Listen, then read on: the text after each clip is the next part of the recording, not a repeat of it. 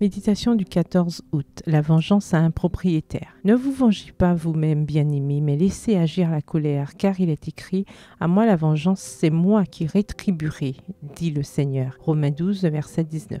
Œil pour œil et le monde finira aveugle, a dit un jour Gandhi. Mais Jésus avait déjà dit des siècles plus tôt que le principe œil pour œil n'était pas valide. Pour certaines personnes, cependant, cette partie de la Bible dictée à Moïse sert commodément à soutenir leur désir de vengeance. La vengeance est capable de pousser ceux qui en ont le désir à commettre les actes les plus vils et les plus horribles. Il y a de nombreuses années, dans ma ville natale, la nouvelle d'une petite fille retrouvée morte dans une poubelle a suscité beaucoup de tristesse et d'indignation. La meurtrière était sa tante, qui avait usé de subterfuges pour l'emmener au cinéma. En raison d'un problème antérieur avec sa sœur, cette femme avait décidé de se venger sur sa nièce. On pourrait raconter de très nombreuses histoires qui trouvent leur origine dans ce sentiment pourri qu'est le désir de vengeance, même des histoires personnelles et familiales. La fin est toujours la mort. La vengeance est comme un cancer incurable qui tue le cœur dans lequel il réside. L'exhortation de Paul aux Romains est claire. Ne vous vengez pas vous-même,